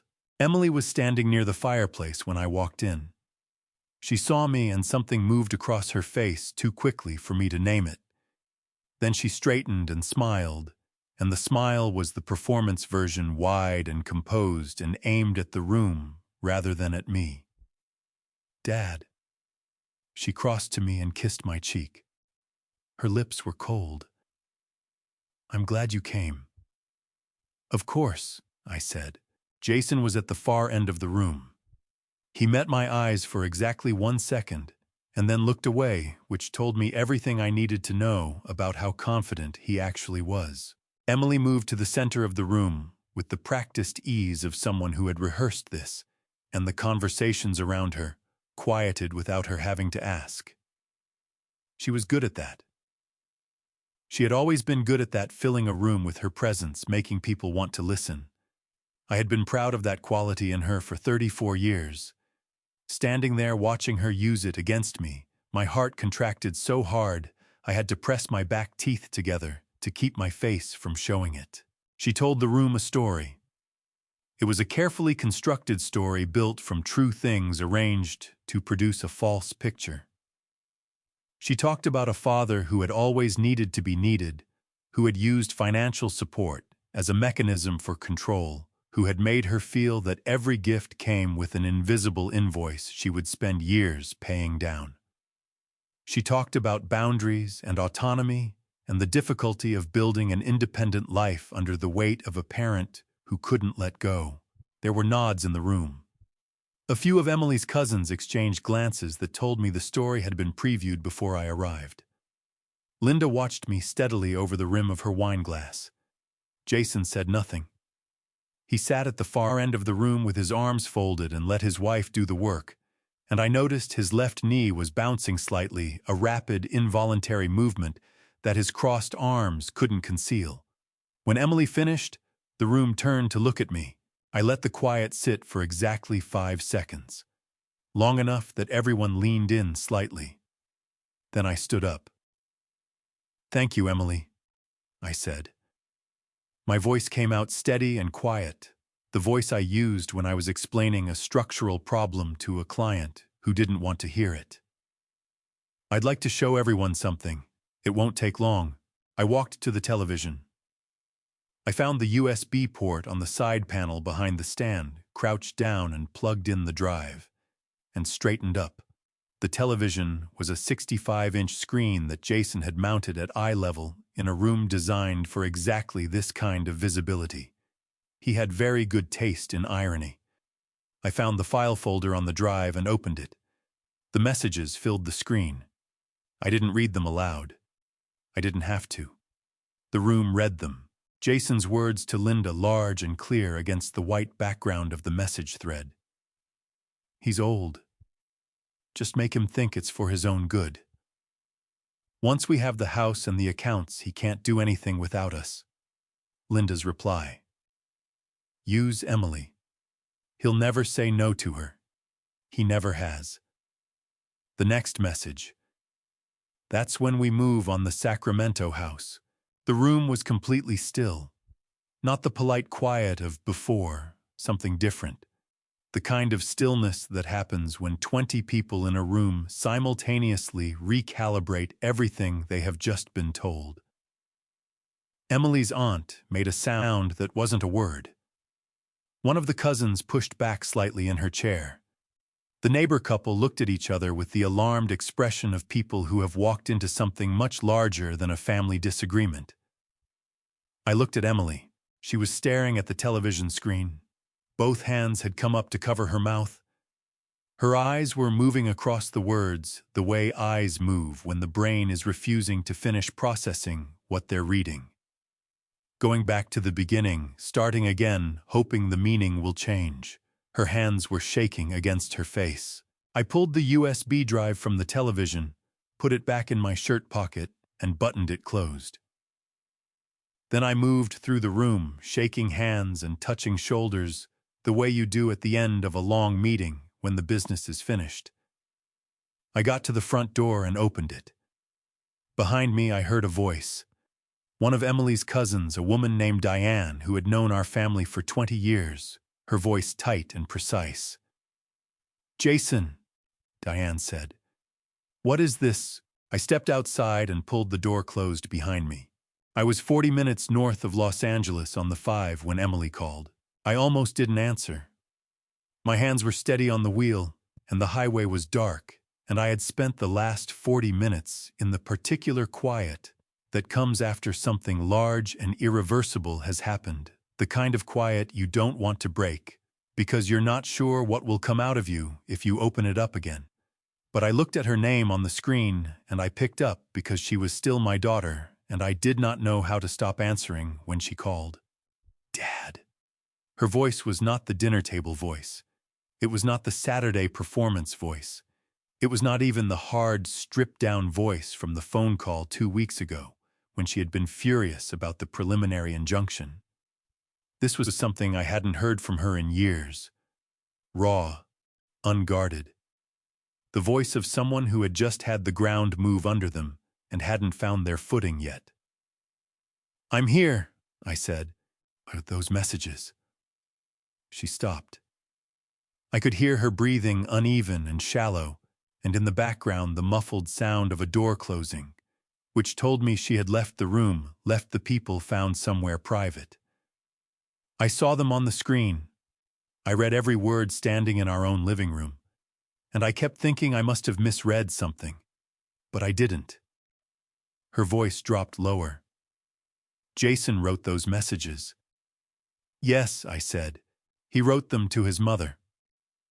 Her voice broke on the last word, a clean fracture, and she pulled in a sharp breath and held it for a moment before continuing. They were planning to take your house, Dad. Your actual house. They were going to put you in our back room and let Emily manage your money. She laughed, a short, awful sound with no humor in it. Let me manage your money. Like I was part of it. Like I knew. Did you? I asked. I kept my voice gentle. It was the most important question I had asked in months, and I needed the answer more than I needed to protect either of us from it. The pause that followed was long enough that my chest tightened, and my hands gripped the wheel a fraction harder. No, she said. Dad, I swear to God. I knew Jason thought you were too involved in the business. I knew he wanted to restructure things.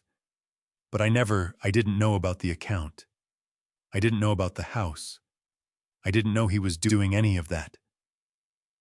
Her voice was rising, not with anger, but with the particular desperation of someone who understands they will not be believed, and is terrified of that.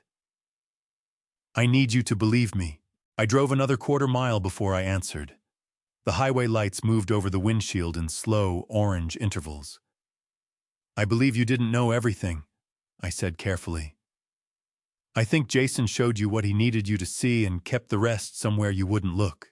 She made a sound that was half sob and half exhale, a broken, wet sound that hit me somewhere behind the sternum and stayed there. He handled all the bookkeeping. I never looked at the raw numbers. I just trusted him with the accounts because I trusted him. She stopped. I trusted him. The way she said it the second time, flatter and quieter than the first, told me she was hearing herself understand something that was going to take a long time to fully land. Emily Kurilankant. I said, I need to ask you something, and I need you to answer me honestly. Has Jason ever shown you a contract amendment dated March 2022? A document that changed my ownership percentage in the LLC. Another pause. Shorter this time. No, I've never seen anything like that. Our ownership percentages were always what we agreed on when we started. You had 55%. That never changed as far as I knew. My throat tightened. Not with grief this time. With something closer to relief, the specific relief of having a question you were afraid to ask, answered the way you hoped it would be. Okay, I said. Call Patricia Owens tomorrow morning. Not Jason's attorney. Not a shared attorney. Your own lawyer. Tell her everything you just told me. Dad. Her voice dropped very low. What's going to happen to him? I thought about that for a moment. I thought about a man who had sat at a table and smiled at me with too many teeth and calculated somewhere behind those eyes exactly how to use my love for my daughter against me. I thought about a woman in Pasadena with 20 years of paralegal experience who had looked at an old man and seen an opportunity. That's going to depend on decisions he's already made, I said. And on decisions that aren't mine anymore. She started crying then, not the held-back breathing of before. Crying with full weight behind it, the kind that shakes the whole body, and I drove north on the 5 with my daughter's grief in my ear and my hand pressed flat against the center of my chest. Because there was a pain there I had no better way to manage. I'm sorry, Dad, she said finally, for what I said at dinner, for all of it. I know, I said. I know you are. We stayed on the line without talking for another few minutes. Just the sound of the road and her breathing evening out slowly the way breathing does when the worst of something has passed. When I got home, I found a missed call from Patricia and called her back immediately. The forensic report is official, she said. Dr. Walsh has signed his findings. I'm calling LAPD Economic Crimes Division first thing tomorrow morning. She paused. Richard, it's moving into criminal territory now. Are you ready for that? I sat down at my kitchen table. The oak tree was invisible in the dark outside, but I knew it was there.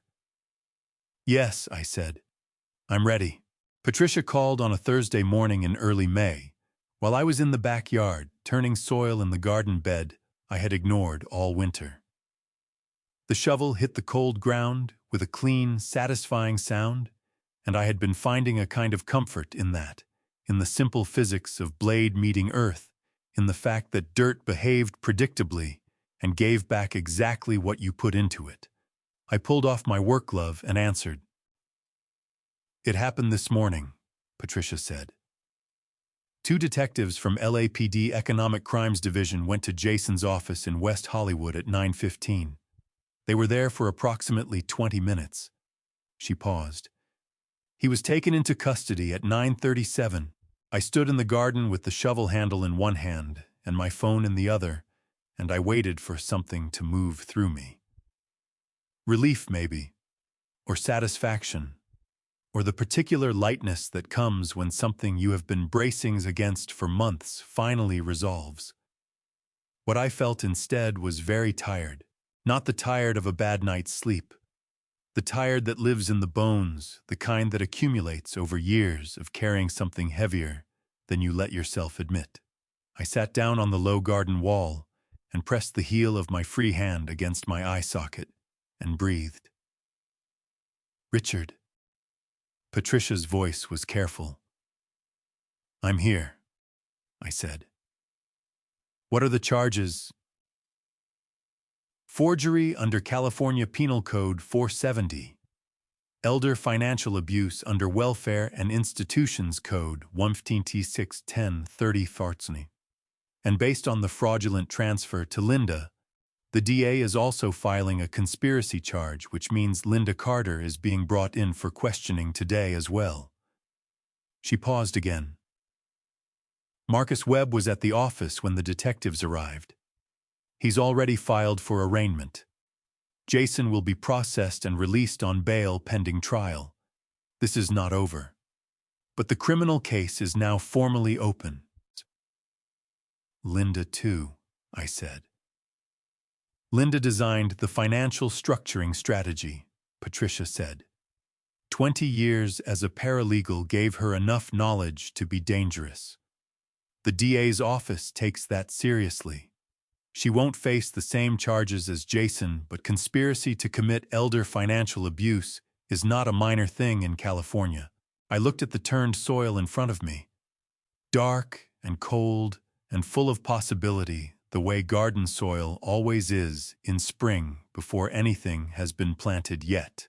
Margaret used to say that a garden in April was the most honest thing in the world because it hadn't decided what it was going to be yet. Emily, I said. Does she know? Her attorney called her this morning before the detectives arrived, Patricia said. She was given the courtesy of being informed before it became public. Her attorney tells me she is cooperating fully and has already provided 3 additional months of internal financial records that strengthen the embezzlement case considerably. I nodded, even though Patricia couldn't see me. Emily had done what I asked. She had gotten her own lawyer. She had chosen the side of the truth, even when that truth meant watching her husband walked out of his own office in handcuffs. I did not know what that had cost her, and I suspected I never fully would. My phone buzzed against my ear while Patricia was still talking. I glanced at the screen. Emily. Patricia, I said. She's calling me right now. Take it, Patricia said. Call me back this afternoon. I switched lines.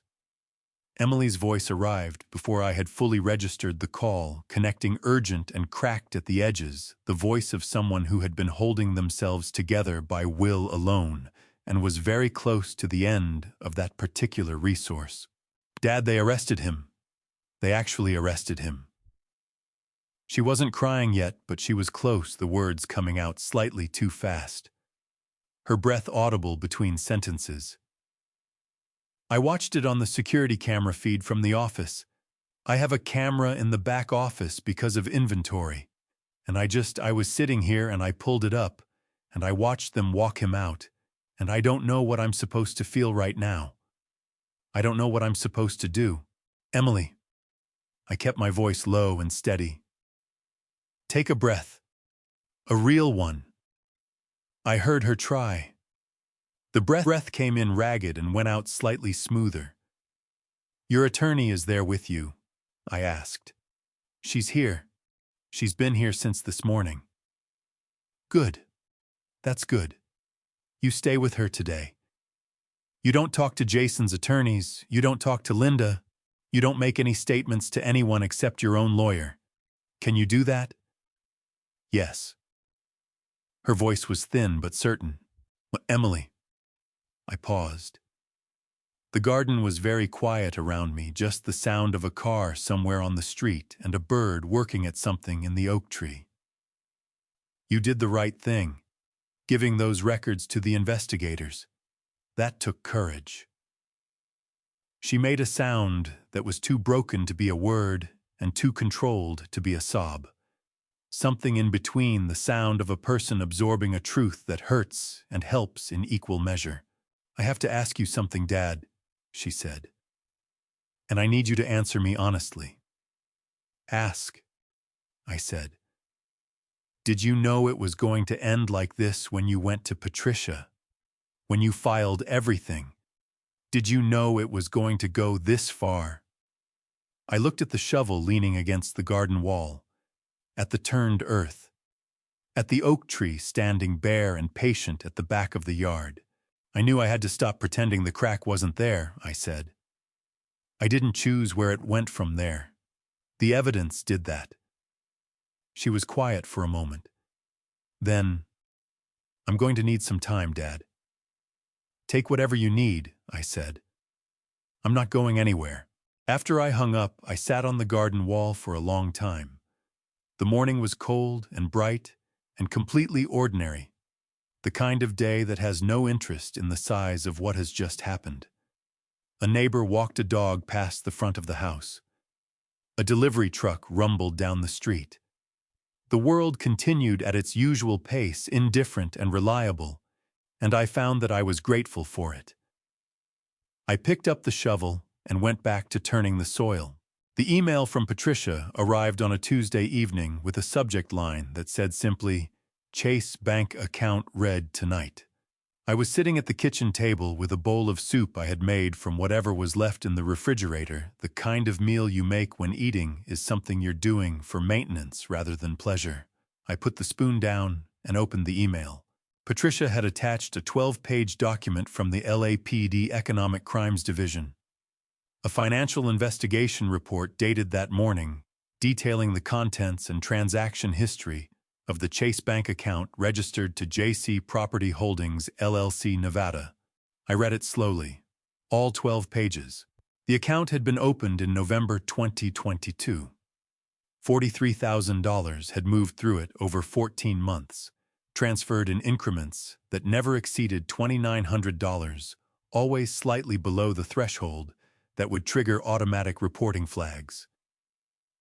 The structuring was deliberate and consistent, the work of someone who understood exactly how banking surveillance systems operated. Linda Carter had spent 20 years watching attorneys manage financial disputes. She had known precisely what to teach her son. But the part that stopped me, the part that made me set the report down on the table and press both hands flat against the wood and stare at the wall for a long moment, was the source of the funds. Not all of it had come from my ownership stake. The LAPD report had traced the deposits back to their origin accounts. Roughly $26,000, just over half, corresponded to transfers from LLC operating accounts. During periods when the business was profitable, periods when my 55% entitled me to a share of those profits. Jason had taken that portion from me, but the remaining $17,000 had come from a separate set of transfers, smaller and more irregular, drawn from accounts that were listed under Emily's Home Design LLC general operations during the same period. Money that belonged to the business itself. Money that Emily had worked for, designed for, built client relationships, for, stayed late and arrived early for. Jason had taken it from both of us. I called Patricia. She doesn't know yet, Patricia said before I could ask. Her attorney is going over the report with her tomorrow morning. I wanted you to see it tonight so you weren't caught off guard when Emily calls you. How much of it was hers? I asked, even though I had already read the number. Approximately $17,000 over 11 months, Patricia said.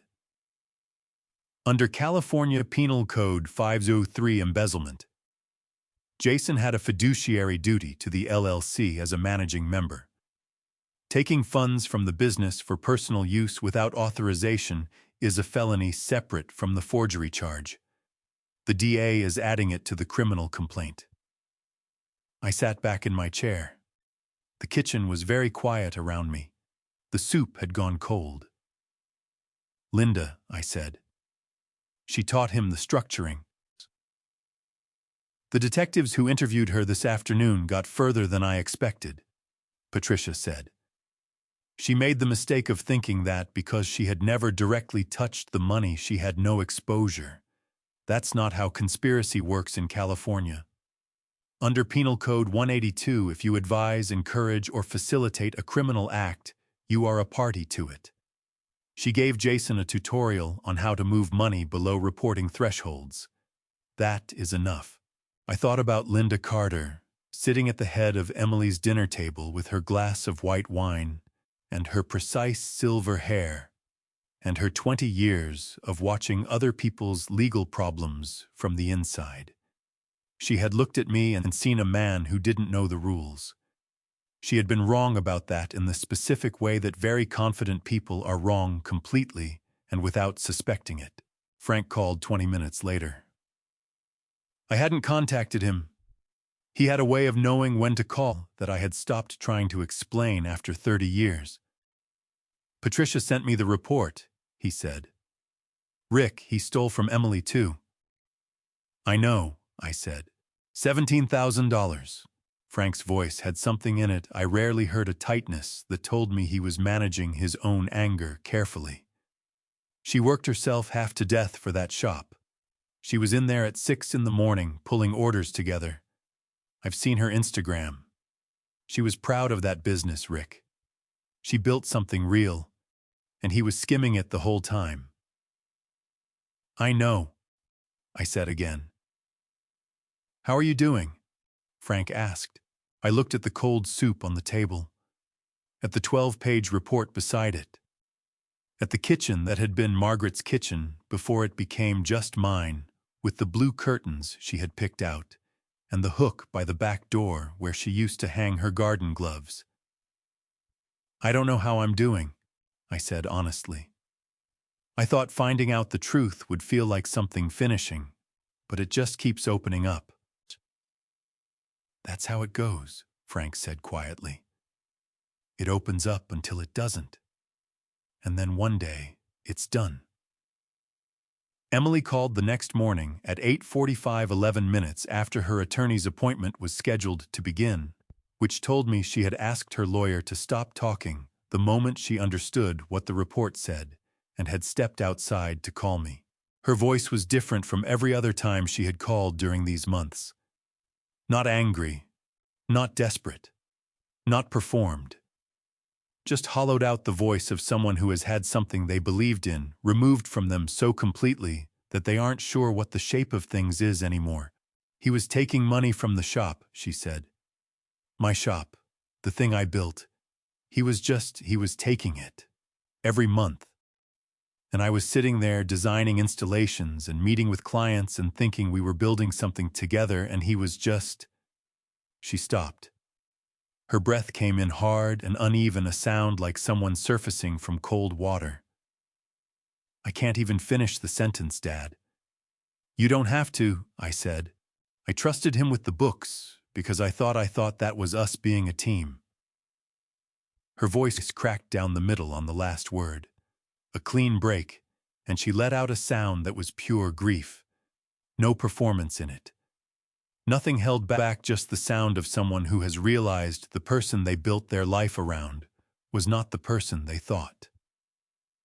How did I not see it? My throat tightened so hard I had to wait a beat before speaking. Because he was careful, I said. And because you trusted him. That's not a flaw, Emily. That's just what trust looks like from the inside. She cried for a while. I stayed on the line and didn't try to fix it or move it along because some things need to be felt at full weight before they can be set down. When she quieted, she said, "I'm filing for divorce, Dad. I already talked to my attorney about it. I wanted you to know." "Okay," I said. "I'm sorry," she said. "For all of it. For the dinner. For the things I said. For not seeing what was happening sooner." "I know you are," I said. "And I need you to hear me say that I know you are. Not just accept it. Actually hear it." A long, unsteady breath on her end. "I hear it." "Good," I said. "Then we start from there." The criminal case against Jason was already moving through its own track arraignment bail preliminary hearings, scheduled for later in the fall. What was set for this morning was different. This was the civil proceeding, the ownership stake, the forged amendment, the $43,000.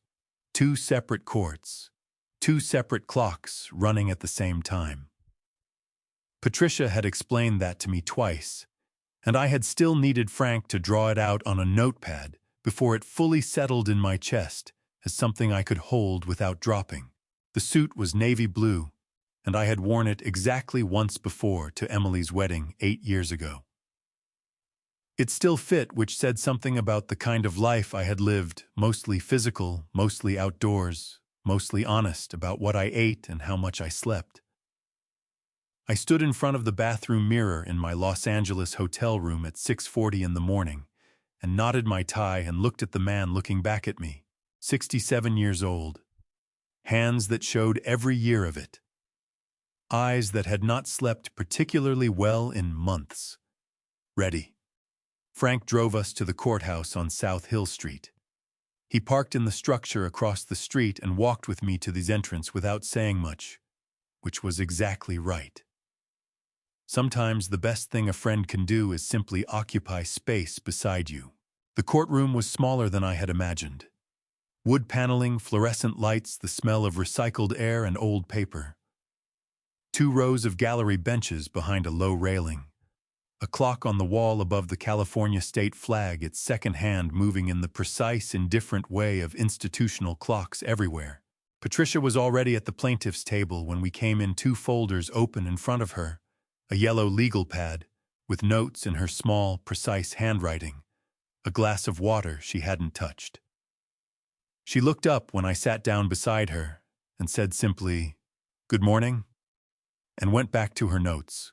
Jason was at the defendant's table with Marcus Webb beside him. Webb was a large man with a gray beard and the particular stillness of someone who has sat in a great many courtrooms and learned to conserve energy for the moments that matter.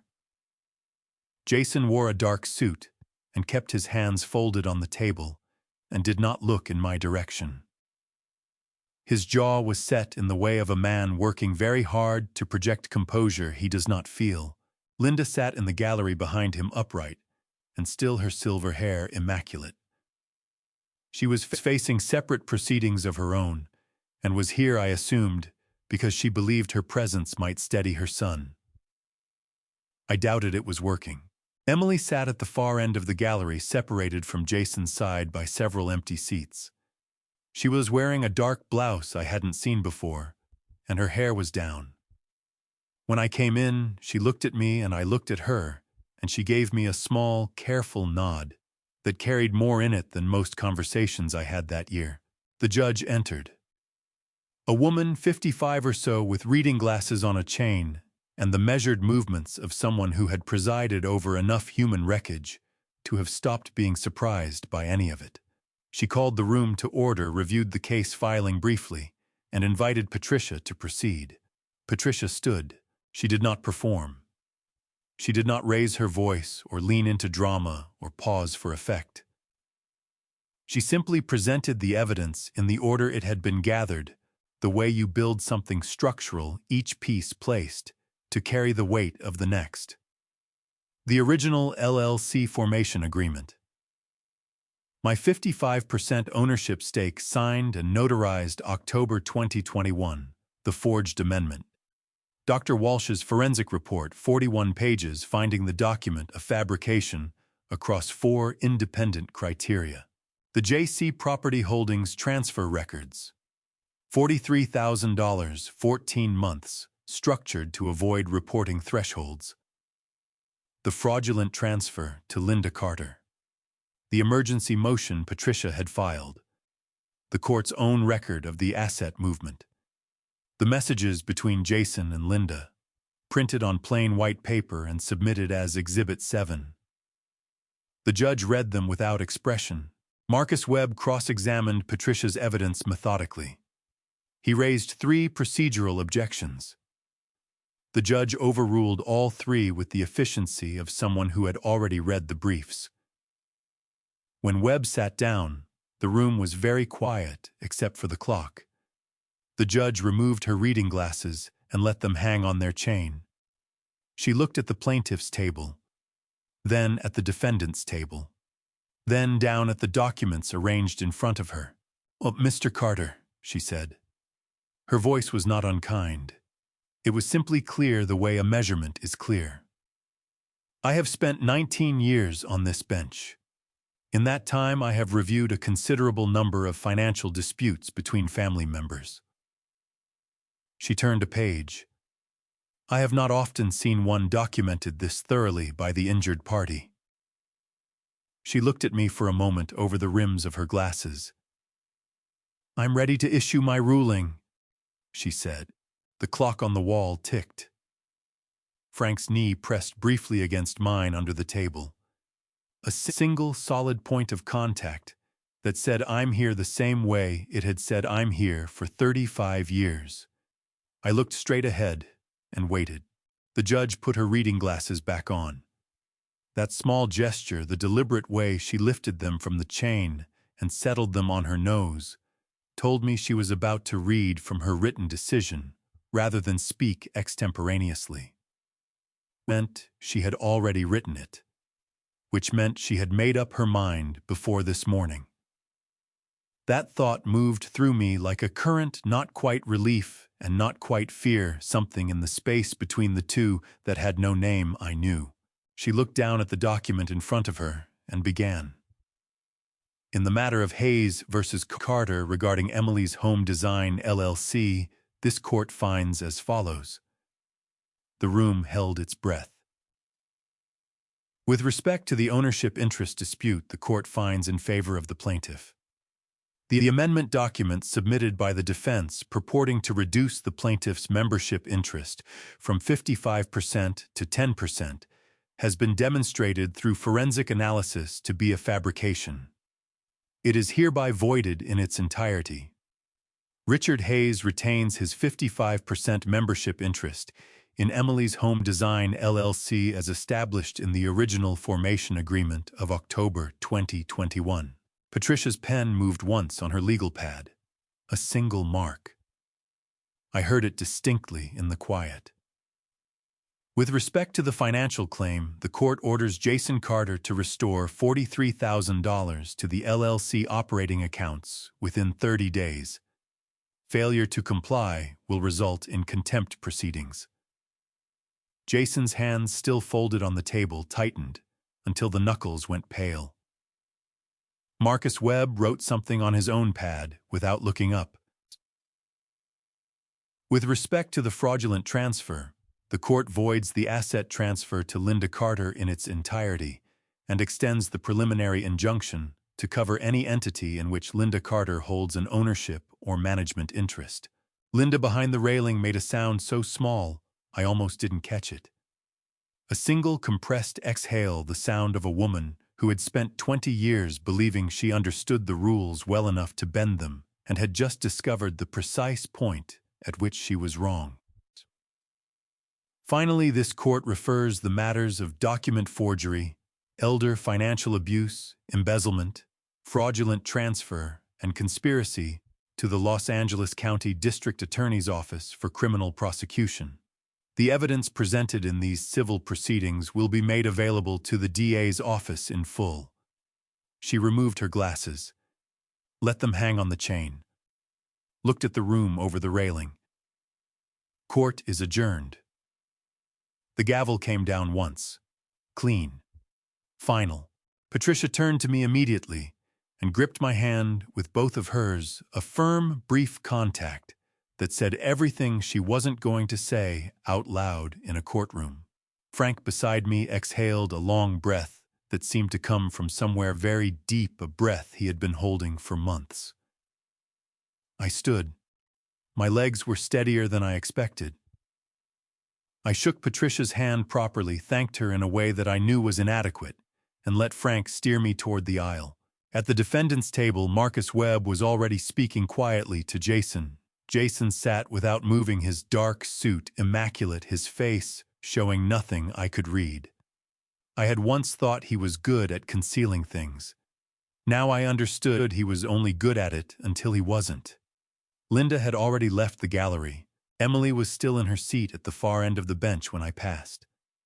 She stood as I reached her, and for a moment we just existed in the same space, 2 feet apart, the weight of the last 8 months between us like weather. "Dad," she said. Her voice was barely above a whisper, scraped down to almost nothing. "I know," I said. "Because I did." She pressed her lips together hard, nodded once, and sat back down. Her attorney was already moving toward her with a hand on her shoulder and papers in her other hand, and I understood that Emily had her own next steps to take, steps that had nothing to do with me, and everything to do with the life she was going to have to rebuild from the ground up.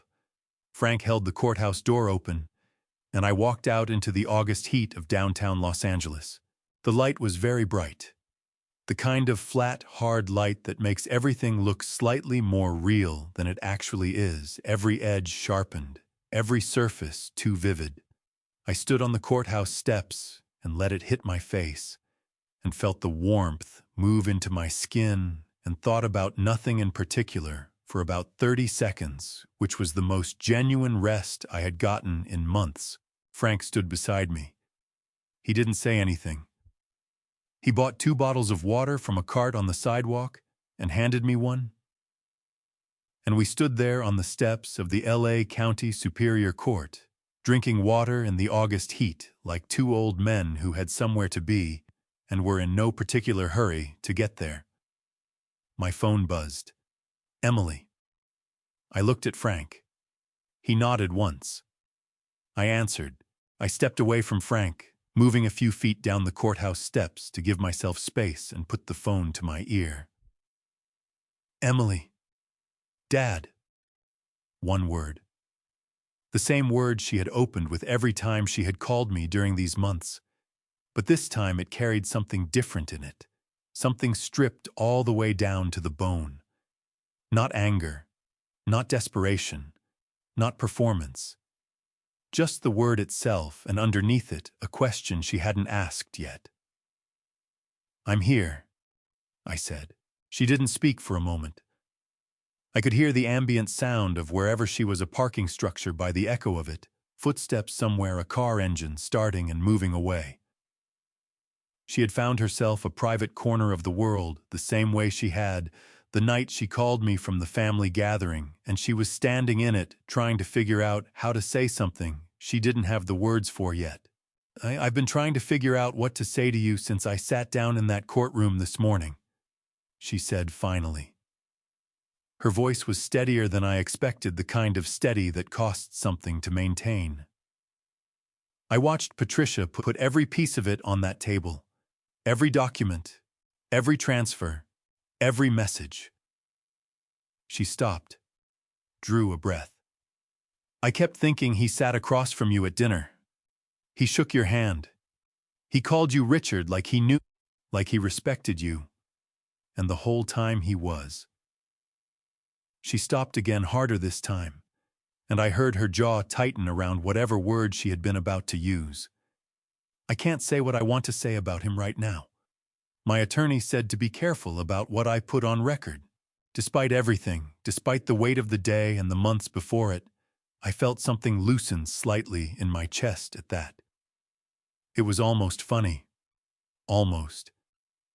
That's probably wise, I said. Dad! Her voice dropped. The steadiness cracked just slightly at the edges, a hairline fracture she was working to hold closed. I said terrible things to you at that dinner.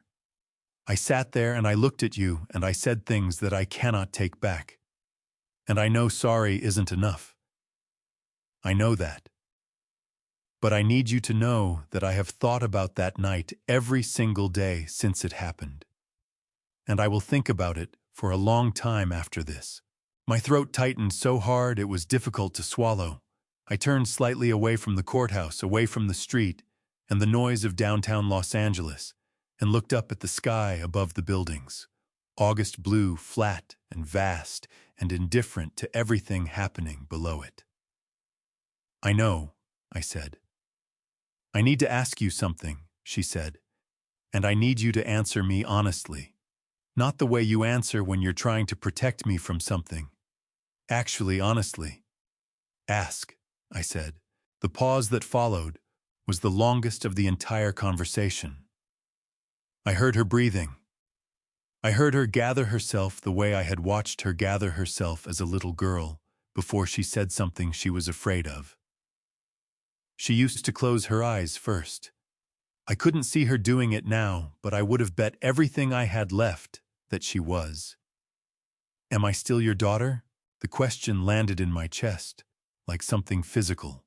I stood on the courthouse steps with the August sun on my shoulders and my phone against my ear. And I did not answer right away because the question deserved more than a reflexive response, and she deserved more than comfort offered too quickly to be real. I thought about Margaret. About the night Emily was born, the way Margaret had looked at me over the top of this small, wrapped person and said without any sentimentality, just as plain fact, she's going to be a lot of work. Richard and I had laughed so hard, I had to sit down.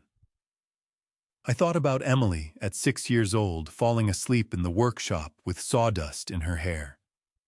Emily, at 16, arguing with me about curfew with the specific ferocity of someone who had inherited my stubbornness and didn't yet know what to do with it.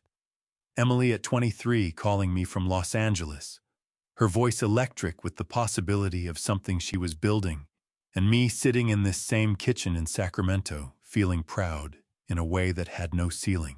She was all of those things. She was also the woman who had looked across a dinner table and asked me if I knew what it felt like to be useless. People are not one thing. I had known that for 67 years. I had just never had to hold both versions of my daughter in my hands at the same time and decide what to do with them. You will always be my daughter, I said. My voice came out rougher than I intended, worn down to the grain of it.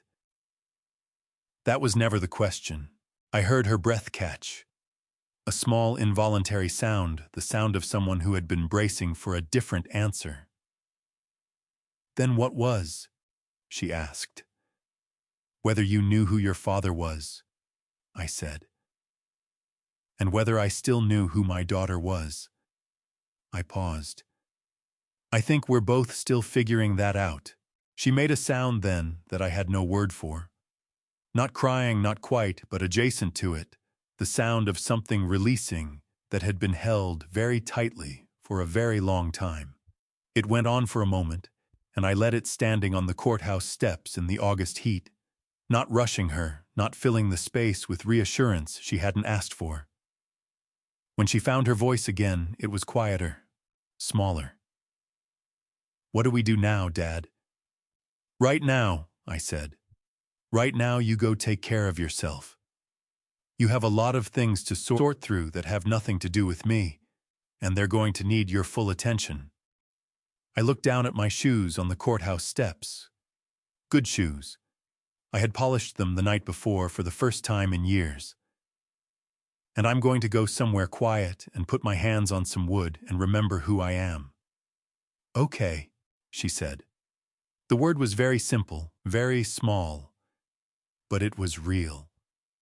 Okay, I said. After I hung up, I stood for a moment with the phone in my hand and my eyes closed and my face turned up toward the sky. The sun was warm on my eyelids. Somewhere nearby, a car horn sounded brief and impatient, the ordinary percussion of the city. Frank appeared beside me. He had finished his water and folded the bottle into his jacket pocket with the tidiness of a man who had never littered in his life. "How is she?" he asked. "She's going to be all right," I said. "Eventually," Frank nodded. "And you?" I opened my eyes. The sky was the particular blue of late August in Los Angeles, bright and deep and not a cloud in it. "I'm going to Santa Barbara," I said. "Tonight." Frank looked at me for a moment, with those gray eyebrows settled into something that was not quite a smile, but was the closest thing to one I had seen on his face all day. "Good," he said. "Just that. Good." I walked down the courthouse steps and into the city and did not look back. The workshop smelled of sawdust and raw wood and the particular salt-edged air that comes off the Pacific when the wind is right. I had found it through a classified ad in late August, a small detached structure behind a bungalow on a quiet street 6 blocks from the water with a single window facing west, and enough square footage for a workbench, a tool wall, and a man who needed to remember what his hands were for. I had been here 3 weeks when Frank showed up. He appeared in the doorway on a Saturday morning with 2 coffees from a place down the street, and his reading glasses pushed up on his forehead, and an expression that said he had driven 2 hours from Sacramento and considered it a reasonable use of his time. "You're not easy to find," he said. "I'm not hiding," I said. "I'm just not announcing myself." He set 1 coffee on the corner of my workbench and pulled up the old stool I kept near the wall and sat down, and we existed in the workshop together, the way we had existed in workshops together for 35 years comfortably and without the need to fill every moment with words. I was working on a small box, black walnut tight grain, the kind of wood that rewards patience and punishes haste. I hadn't decided what it would be used for. I was letting the wood tell me which was how the best pieces always started. Frank watched me work for a while. He drank his coffee. Outside, a gull called once and went quiet. "Emily called me," he said eventually. "She wanted to know if you were all right." "What did you tell her?"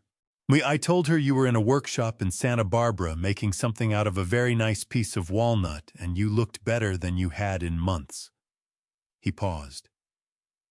"She said to tell you she's been talking to someone, a therapist. She said she thought you'd want to know."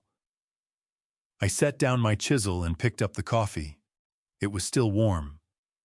"I'm glad," I said, and I meant it completely. Frank looked around the workshop, at the tools hung precisely on the wall, at the clean workbench, at the window with its rectangle of September light. "You going to stay here?" he asked.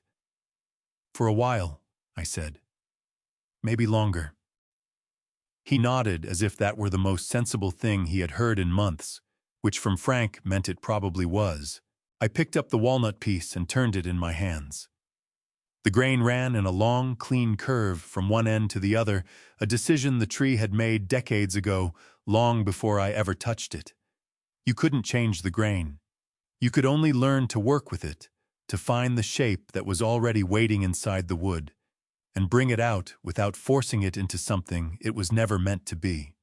I thought about that for a moment. Then I put the piece back on the bench, picked up my chisel, and went back to work. Behind me, Frank finished his coffee, set the cup down quietly, and said nothing at all. Which was exactly right. The Pacific moved somewhere beyond the rooftops. The wood gave way cleanly under the blade.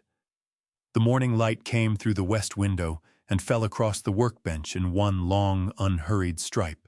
I worked. That was enough.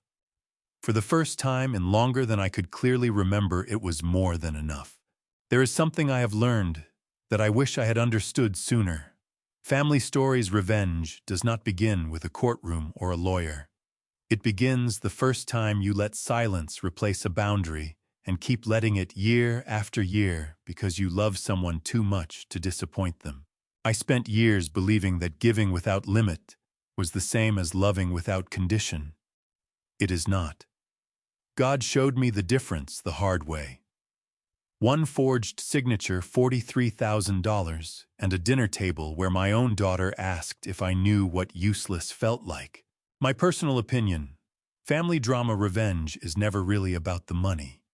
It is about the moment someone decides you no longer deserve respect. Do not wait for that moment to accumulate interest the way I did. If your family is taking more than they are giving, speak up now. Do not wait until the silence becomes a foundation they build on. That is my one piece of advice to anyone listening to these family stories, revenge stories, and seeing something familiar in them. If any part of this story moved, you leave a comment below and tell me what you would have done differently. Share this with someone who needs to hear it. And if you believe that love must come with respect, subscribe to this channel. We have more stories coming. Thank you for staying until the very end. It means more than you know. The following stories contain some fictional elements created entirely for educational and entertainment purposes. If this type of content is not for you, we completely respect that. Please feel free to explore other content that better suits you, and we wish you well.